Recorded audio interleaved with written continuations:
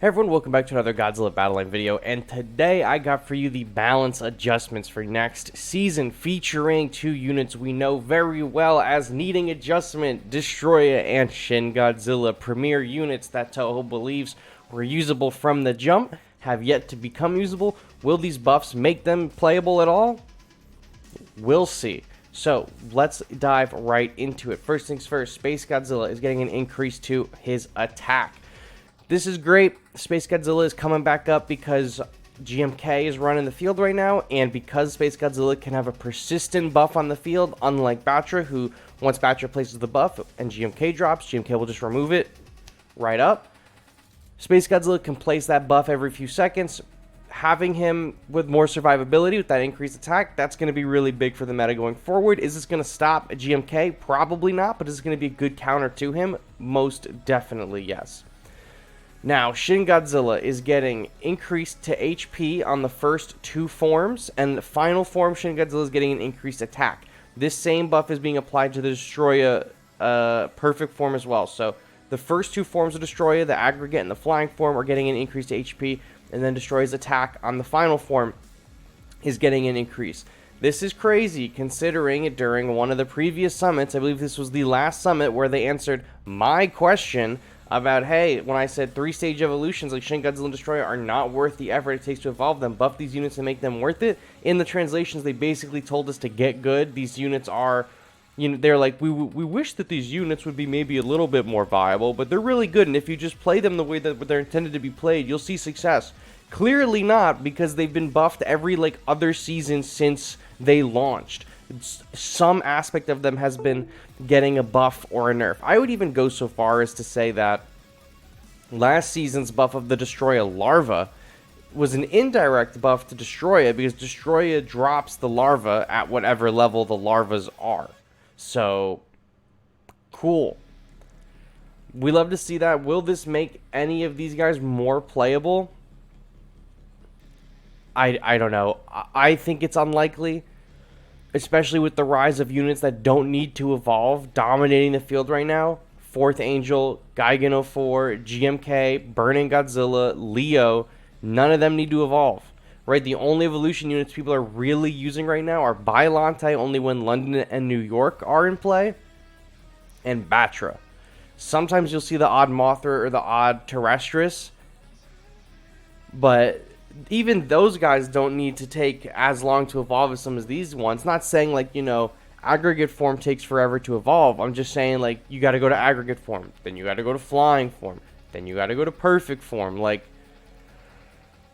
I think they would see a lot more play if they just changed the time it takes to evolve them. That's it. Just do that. I mean, Destroyer needed an attack increase from the jump, because 7 energy for the attack that he was touting was not very good. I just wish that they made Shin Godzilla's attack only the AoE. If his attack was only the AoE from the jump, and he was maybe a 6 cost from the start, he would have seen play. And Destroya just needed more attack, or its cost reduced. So we'll see if this changes anything significant. I doubt it. I think if anything, Destroya will see a little bit more play. He already is starting to creep in and see some play, only at high levels though, where people have a crazy amount of levels on him. So maybe we'll see if this affects the mid game for him. I doubt it. I really don't think it will. And then we got Mogera getting an increase to HP, and Train Bombs getting an increase to an attack. Cool. Mogera getting an increase to HP I like a lot. Any unit that really isn't seeing play at all, getting any kind of buff is something that I like. I mean, I'm going to clown on these two right here because they should have been good from the jump.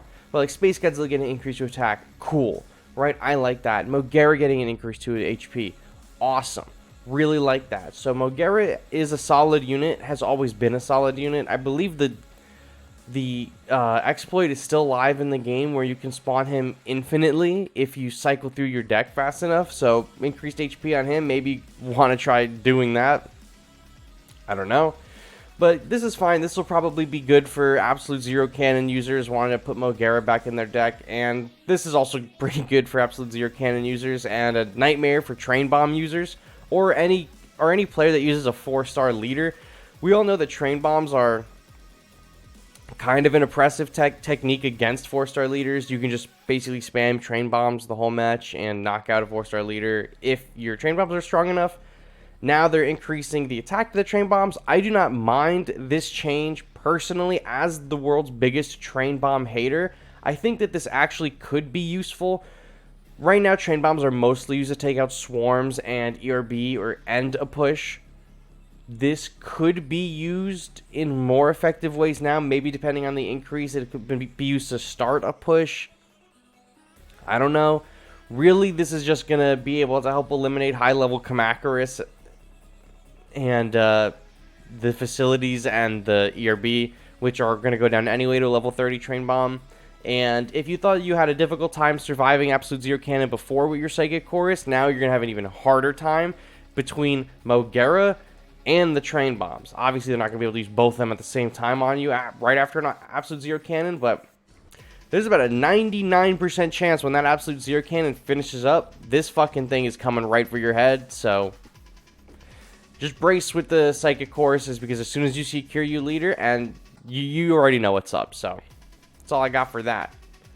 Finally, it says that concludes the balance adjustments, and be sure to watch the live stream where they're going to talk about the new battle pieces. Cool.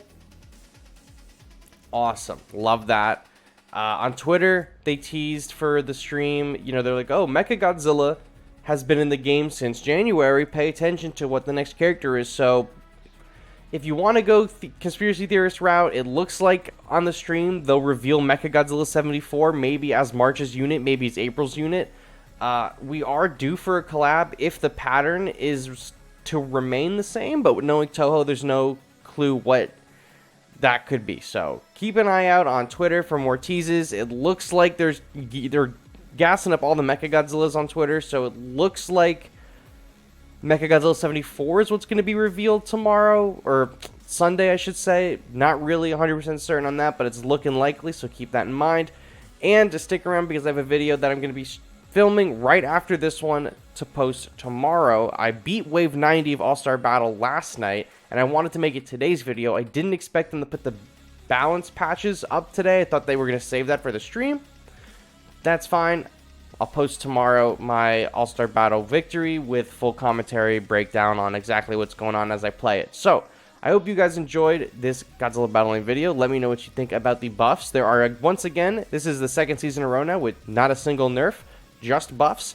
This goes in line with what I said on stream the other night, that I don't think they're going to really be nerfing characters too much anymore, and they're just going to be bringing all the other characters up to make them stronger and more competitive. So, that's all I got for you guys today. Thank you all so much for watching, and I will catch you all on the next one. Bye-bye.